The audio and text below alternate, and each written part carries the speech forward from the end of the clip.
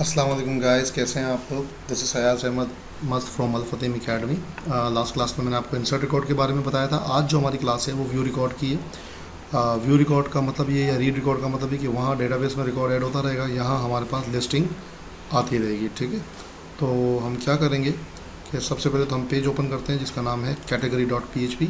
और category.php के अंदर हमारे पास यहाँ पे लिखा हुआ है ऐड category.html, जिसको आपको करना है PHP, ताकि हम ऐड का बटन प्रेस करें और ऐड रिकॉर्ड पे चला जाए। ठीक है, अच्छा, इसके अंदर हमारे पास एक टेबल बना हुआ है और इस टेबल के अंदर हमारे पास जो है वो ये है कि यहाँ पर एक स्टैटिक टीआर है और एक डायनामिक टीआर है। स्टैटिक टीआर का मतलब होता है ये वैसे का वैसे ही रहना, ये चेंज नहीं होगा। डायनामिक का मतलब ये होता है कि जितना रिकॉर्ड आता रहेगा हम उसको डायनामिक करते चले जाएंगे। ठीक है, तो पहला टीआर हमारे पास ये वाला है, हमें इस पर काम नहीं करना, हमें इस पर काम करना है। तो हम सबसे पहले क्या करते हैं, हम यहाँ पे लिखेंगे PHP। और PHP के लिए सबसे पहले मुझे चाहिए डेटाबेस रिक्वायर, क्योंकि जब भी कोई भी चीज़ डेटाबेस को देनी है या डेटाबेस से लेनी है कनेक्शन ज़रूरी है, इसीलिए हमने इसका कनेक्शन DBC की एक अलग से फाइल बना के रख दिया था ताकि हमारे लिए काम आसान हो जाए। ठीक है, तो हमने कहा कि कॉन्फ़िग के अंदर dbc.php। ठीक है, और कॉन्फ़िग के अंदर dbc.php का हम लोगों ने काम अपना रिक्वायर को कर दिया। ठीक है, उसके बाद हमें यहाँ पर क्वेरी चलानी थी mysqli_query। ठीक है, और क्वेरी के अंदर क्या होगा, और हमने यहाँ पे लिखा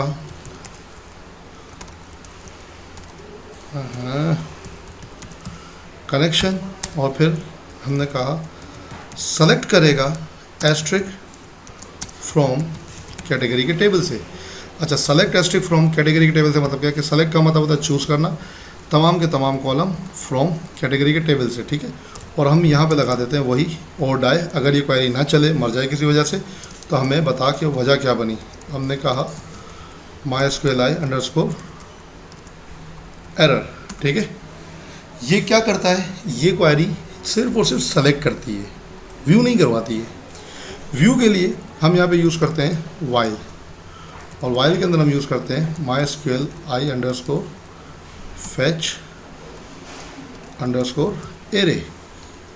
ठीक है, और वाइल के लिए हमने ये काम किया था, ये यहाँ से हट जाएगा, हम यहाँ इसको बंद नहीं करते, हम इसको बंद करेंगे इस वाइल को इस TR के बाद।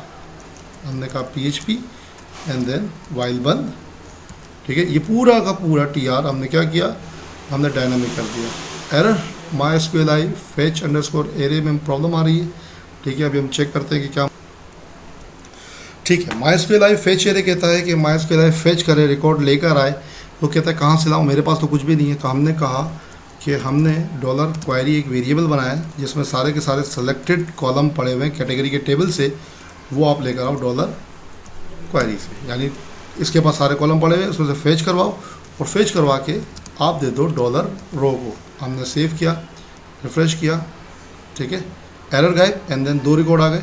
अब अगर मैं एक और रिकॉर्ड ऐड करता हूँ, फॉर एग्जांपल, ठीक है, डेट, मैंने कहा said SMS, this is said SMS and then save, ये आ गया एक और रो। देख रहे हैं, लेकिन चूंकि रिपीट हो रहा है, इसलिए रिपीट हो रहा है क्योंकि हमने यहाँ पर इसको डायनामिक नहीं किया। डायनामिक करने के लिए हमने कहा इको $row, चूँकि हमने एरे में रिज़ल्ट मंगवाया था इसीलिए हमने इसको कहा यहाँ आ जाएगा टाइटल सेमीकोलन टर्मिनेट, अगर नहीं लगाएंगे तो एरर।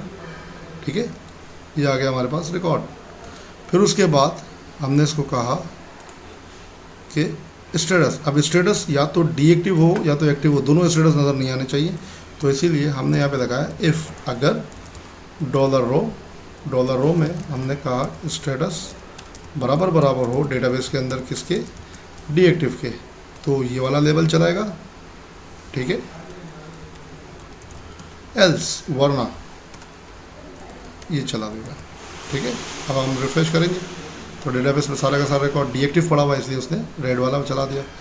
इसी तरीके से हमारे पास दूसरी जो चीज़ है वो है एडिट category.html नहीं है, .php होगा, और यहाँ पर हम बनाएंगे delete_category.php, और यहाँ पर एडिट और डिलीट में साथ साथ हम पास करेंगे आईडी को। ठीक है, तो ये जब हम एडिट और डिलीट हम करेंगे, ये तब की कहानी है। ठीक है, ये हमारे पास क्या हुआ, सिंपल हमने व्यू रिकॉर्ड करवा दिया। सिर्फ और सिर्फ ये था कि हमने पहले कॉलम को हमने चूज़ करवाना था, चूज़ करवाने के बाद में वाइल लगाया। वाइल का मतलब होता है लूप, लूप का मतलब होता है लगातार चलते रहना, ये कंडीशनल बेस्ड लूप है, ठीक है।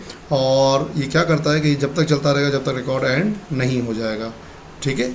और उसके बाद हमने यहाँ पर ये सिंपल सा हमने इसको व्यू करवा दिया, ठीक है। टाइटल की जगह पर हमने टाइटल लिया, स्टेटस की जगह पर स्टेटस लेकर आ गए, edit category dot PHP and delete category dot PHP, ये सारा का सारा काम हम एडिट और डिलीट का काम हम बाद में करेंगे, ठीक है।